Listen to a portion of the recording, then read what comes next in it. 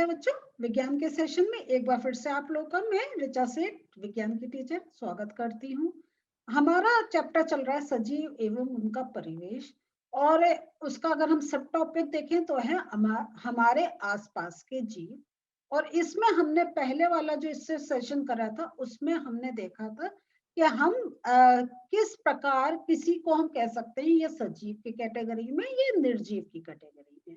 अब प्रश्न हम ये उठ रहा है कि वो कौन कौन से गुण हैं जिनकी जो हमें एक सहायता करते हैं समझने में कि या कहें हमें ये समझने में एक हम उनकी हेल्प से एक कंक्लूजन ले पाते हैं कि ये सजीव है, ये निर्जीव है। तो अब जो हमारा आगे के जो आज का सेशन है उसमें हम थोड़े से और से गुण देखेंगे और देखेंगे क्या ये सजीवों में होते हैं या इनके आधार पे क्या हम कह सकते हैं ये सजीव हैं। तो चलिए हम क्या करें, बुक खोलते हैं और देखते हैं आज कौन से टॉपिक हम पढ़ने वाले हैं। तो बच्चों, हम लोगों ने इससे पहले वाले सेशन में भोजन की बात करी थी। अब हम बात कर रहे हैं वृद्धि की। क्या सभी जीवों में वृद्धि परिलक्षित होती है? वृद्धि, वृद्धि मीन्स ग्रोथ, ठीक है, बड़ा होना। तो अगर आप एक पहले चलिए एक उदाहरण बड़ा अच्छा दे रखा है।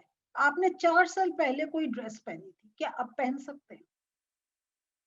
नहीं। वेरी गुड, क्यों नहीं? बड़े हो गए हैं। अच्छा, बड़े होने का क्या अर्थ है? आपकी हाइट बढ़ गई है ना? आपकी थोड़ी हेल्थ हो गई। पहले हो सकता है आप पतले दुबले हो, अब थोड़े से हेल्दी हो गए हो, या पहले आप थोड़े हेल्दी हो, अब आप थोड़े से पतले हो गए हो। है या नहीं है? लेकिन कुछ चेंज हो रहा है ना। तो अब ये जो है, तो इसका क्या अर्थ हुआ? आप में वृद्धि हो रही है, ठीक है। अब ये बताइए, क्या ये वृद्धि पूरे जीवन चलती रहती है? आप पहले छोटे थे, अगर आप कहें आपकी कुछ एक हाइट थी, फिर आपकी और बड़ी हुई है, तो फिर आपके जो माता पिता हैं, घर में जो बड़े बुजुर्ग हैं, तो आपके घर में, आपके आस पड़ोस में, तो क्या वो भी सब लंबे होते चले जा रहे हैं? नहीं, बिल्कुल ठीक। तो अब ये क्या हुआ कि हम वृद्धि की बात कर रहे हैं और हम ये कह रहे हैं कि अगर वृद्धि है तो वो सजीव है। तो क्या एक समय बाद आपके जैसे माता पिता, तो हम उनको निर्जीव की कैटेगरी में रख देंगे? नहीं, हम उनको सजीव में रखेंगे।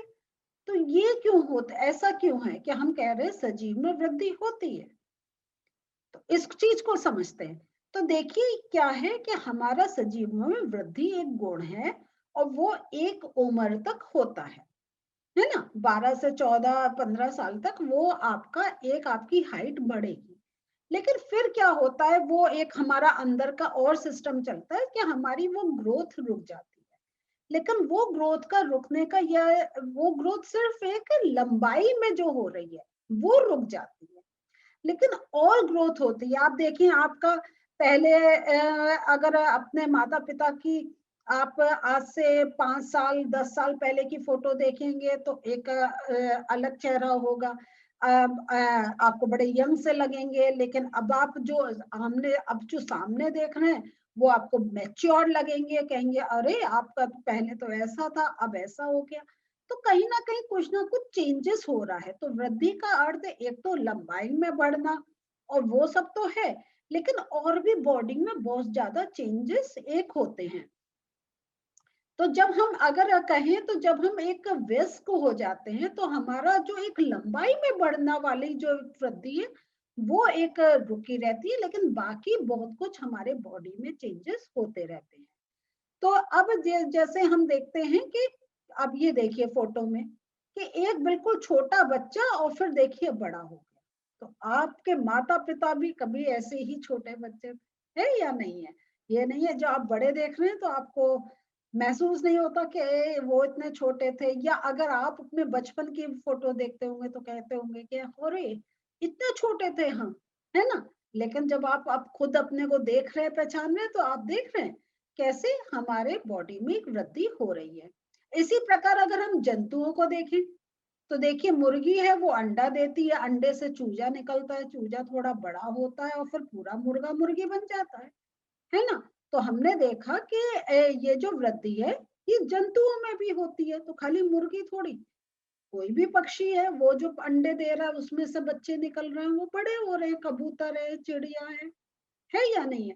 आपके और एनिमल्स हैं, कुत्ता है, बिल्ली है, वो सीधे जीवों को जन्म देते हैं और वो देखते हैं कि एक छोटा सा पपी आपका अगर है वो थोड़े टाइम बाद वो बड़ा होता चले जाता है, फिर बड़ा कुत्ता बन जाता है या नहीं।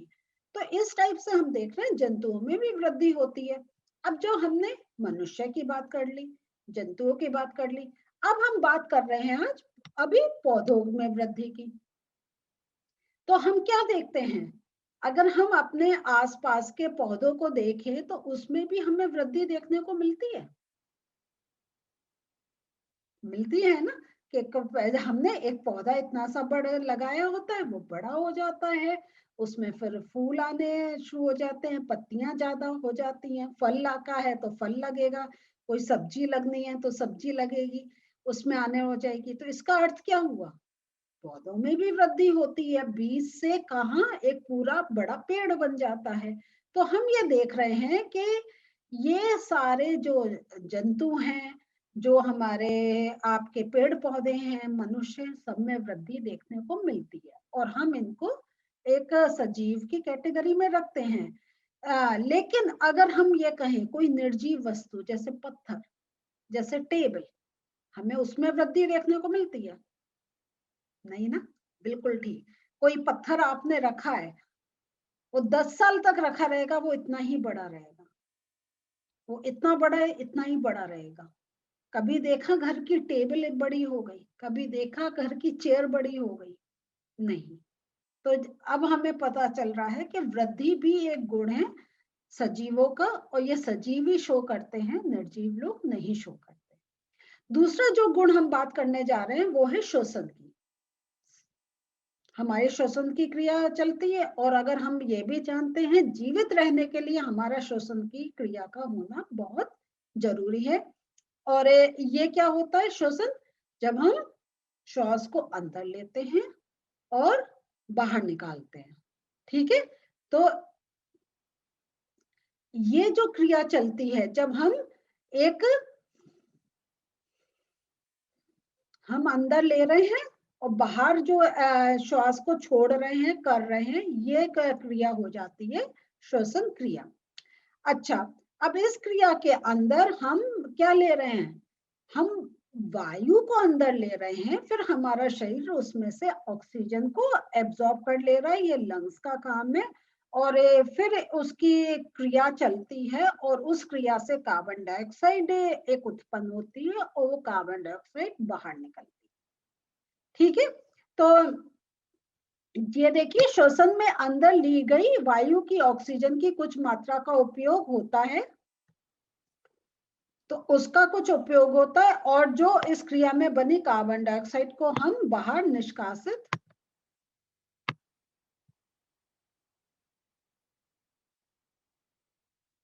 हम उसको निष्कासित कर देते हैं। अब अगर हम देखें तो ये जो श्वसन की क्रिया ये हमें जंतुओं में भी देखने को मिलती है, और इनको अगर आपको लगता है ये जंतु भी करते हैं, तो इसका अगर आपने अभी तक नहीं देखा तो आप एक काम कर सकते हैं कि कोई जंतु जब आराम से बैठा होगा तब आप उसके शरीर को देखें, ऊपर नीचे हल्का सा ऊपर नीचे होता दिखाई दे, और आपका ये उनका जो गला होता है उस पर अगर आप चाहें, अगर ये है आप हाथ रख कर देखें तो अंदर आपको लगेगा कुछ बीट होता हुआ सा लगेगा। और वही जैसा आप जब अपने दिल पे यहाँ पर हाथ रखते हैं या अपने यहाँ हाथ रखते हैं तो आपको जैसी फीलिंग होती है, ऐसी जंतुओं से भी हमें वो एक चीज हमें फील होती है। तो इसका ये अर्थ है कि जंतुओं में भी श्वसन क्रिया चलती है, ठीक है। जैसे आप नहीं, जब गहरी सांस लेते हैं तो डॉक्टर के पास जाते हैं, गहरी सांस लेते हैं तो आपका क्या होता है, पेट पीठ अंदर बाहर होता है या नहीं होता है, ऐसी ही जंतुओं में भी होता है। तो जंतुओं में भी श्वसन क्रिया होती है। अब इसमें देखते हैं जो एक आ रहा है कि अब जो हम जैसे जैसे आगे चल रहे हैं हम देख रहे हैं श्वसन सभी सजीवों के लिए आवश्यक है। और अब हम जो कह रहे हैं श्वसन आवश्यक है, उसका कारण क्या है? उसका कारण यह है कि जो हम भोजन अपने अंदर लेते हैं वो श्वसन के साथ उसकी एक क्रिया होती है जिसके साथ ऊर्जा उत्पन्न होती है और तब हमारे शरीर को ऊर्जा मिलती है। और ये हमने देखा कि ऊर्जा हमें एक किसी भी गतिविधि को करने के लिए चाहिए। तो इसलिए श्वसन हमारी की क्रिया आवश्यक है, क्योंकि अगर श्वसन नहीं होगा तो जो भोजन और जो हमारी ऑक्सीजन का जो एक रिएक्शन हो रहा है जिसके हेल्प से हमारी ऊर्जा उत्पन्न हो रही है, वो ऊर्जा नहीं उत्पन्न होगी। और ऊर्जा नहीं उत्पन्न होगी तो हमारा शरीर कोई भी कार्य करने में एक सक्षम नहीं होगा। ना तो हम बाहरी तौर पे कोई कार्य कर सकेंगे और जो अंदर का जो हमारे डिफरेंट ऑर्गन्स जो काम कर रहे हैं वो भी कमजोर होते चले जाएंगे। कुछ जंतुओं में गैस आदान प्रदान का तरीका हमने देखा है वो भिन्न हो सकता है। और और वो जो गैसों का आदान प्रदान का जो एक तरीका है तो वो एक श्वसन का एक वो हिस्सा माना जाता है। जैसे अगर हम देखें हमने जब केचुए की बात करी थी, है ना, अर्थवर्म की बात करी थी, तो हमने ये देखा था केचुआ जो है वो त्वचा से सांस लेता है। और उसके साथ हमने क्या पढ़ा था कि जो मछली है वो भी गिल से लेती है और उसको जो ऑक्सीजन मिलती है वो कहाँ से मिलती है? जो जल में विलय ऑक्सीजन होती है वो उसको अवशोषित करती है। ठीक है, तो हमने ये देखा कि हम मनुष्य के साथ साथ हमने जंतुओं को भी देखा कि उनमें भी एक श्वसन क्रिया चलती है। फिर अब हम आते हैं पौधों के ऊपर।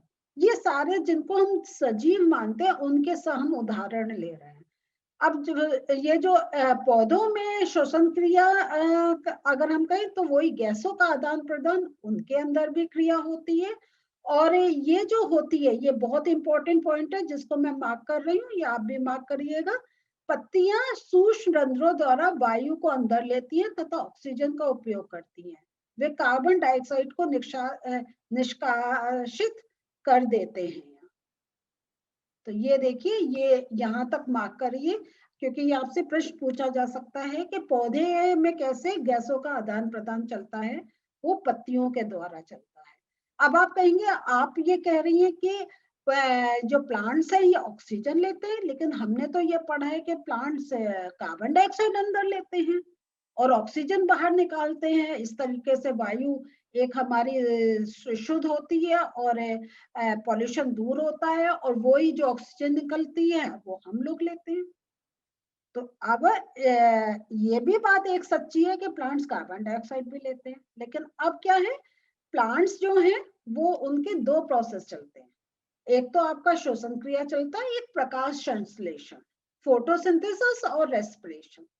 तो जो आपका फोटोसिंथेसिस या अगर हम कहें प्रकाश संश्लेषण की जो क्रिया होती है उसमें वो कार्बन डाइऑक्साइड अंदर लेती हैं और उससे और जो सूर्य की गर्मी और जल से उनका वो चलता है प्रकाश संश्लेषण का। लेकिन उसके साथ साथ उनका एक कहें तो रेस्पिरेशन का प्रोसेस भी चलता है, श्वसन की भी एक क्रिया चलती है। और श्वसन की क्रिया में वो ऑक्सीजन अंदर लेती है और कार्बन डाइऑक्साइड बाहर निकालती है। तो प्लांट्स दोनों ही लेते हैं, कार्बन डाइऑक्साइड और ऑक्सीजन दोनों ही लेते हैं। तो इसमें आप कंफ्यूज नहीं करिएगा, कार्बन डाइऑक्साइड आपका प्रकाश संश्लेषण में है और श्वसन में वो ऑक्सीजन ही लेते हैं। लेकिन इसमें क्या है, इस बात का आप ध्यान रखिएगा कि ये जो इनका जो ये ऑक्सीजन जो लेने का है प्रोसेस, जब वो श्वसन क्रिया में लेते हैं और प्रकाश संश्लेषण में वो ऑक्सीजन बाहर निकालते हैं, तो अगर उनका रेशियो देखें तो ऑक्सीजन जो उनके बाहर निकालते हैं वो बहुत हाई परसेंटेज है जब प्रकाश संश्लेषण में होता है। लेकिन श्वसन में जो वो ऑक्सीजन अंदर लेते हैं वो बहुत कम मात्रा में लेते हैं। इसलिए काफी कुछ ऑक्सीजन वो एटमॉस्फेयर में रहती है और वो हम जो और प्राणी हैं वो अपनी श्वसन क्रिया में वो वाली ऑक्सीजन लेते हैं। तो यहाँ पे तो इस बातों को आप ध्यान रखिएगा। और समझ में आ गया, वेरी गुड। कोई कंफ्यूजन है तो आप मुझसे ऐप के थ्रू पूछ सकते हैं। तो लेकिन क्लियर रखें, हमारे पौधे हैं उसमें दो प्रकार की क्रिया हो रही है, श्वसन की और प्रकाश संश्लेषण की, और दोनों में जो कौन सी गैस वो अंदर ले रहे हैं वो दोनों में डिफरेंट है। तो ये जो है, तो और ये प्रकाश संश्लेषण हमें मालूम है कि ये हमारा भोजन बनाने की प्रक्रिया है, और इसके द्वारा ही कोई भी पौधा अपने भोजन बनाता है। तो यहाँ पे देखिए, इसको ये लिखा हुआ भी है, भोजन बनाने की प्रक्रिया में निष्कासित ऑक्सीजन की मात्रा पौधे द्वारा श्वसन में उपयोग की गई ऑक्सीजन की अपेक्षा बहुत अधिक होती है। ठीक है, तो ये इम्पोर्टेंट पॉइंट है, तो इसको आप अपने बुक में मार्क कर लीजिएगा। तो बच्चों, ये आज का हमने देख लिया, थोड़े से नोट्स हैं जिनको मैं एक बार खोलकर आपको और बताना चाहती हूँ। तो सभी जीवों में वृद्धि परिलक्षित होती है। जैसे अभी हमने देखा, जंतुओं के बच्चे वृद्धि करते हैं, है ना, और ऐसी जो हमने देखा कि ये जंतु हैं इनके और मनुष्य का भी हमने देखा कि इनमें वृद्धि होती है, और पौधों में भी वृद्धि होती है। तो ये हमने आज समझा। और जो इम्पोर्टेंट पॉइंट आज एक और देखा है वो श्वसन से रिलेटेड देखा है कि केंचुआ त्वचा द्वारा सांस लेता है, मछली गिल के द्वारा सांस लेती है, पौधों में श्वसन क्रिया पत्तियों के द्वारा होती है। तो ये आपको, क्योंकि आपसे ये प्रश्न पूछा जा सकता है कि केंचुआ किस प्रकार सांस लेता है वो, या मछली का पूछ सकते हैं, और जो इम्पोर्टेंट पॉइंट्स है वो मैंने बुक में मार्क करवा दिए। तो इन सबको मिला के आप अपना इसका रिवीजन करिएगा। तो बच्चों, आज हम लोगों ने दो और क्रियाएं देखी, और वो जो क्रियाएं हैं वो सजीव दर्शाते हैं, और उनके द्वारा ही उनकी जो एक कहे जो जैविक प्रक्रिया चल रही है, जो अगर कहें उनकी लाइफ चल रही है, वो इन सब पर एक डिपेंडेंट है। बिना श्वसन के भी जीवित नहीं रह सकते, और वृद्धि भी होती है। और हमने भोजन की बात भी इससे पहले वाले सेशन में पढ़ी थी।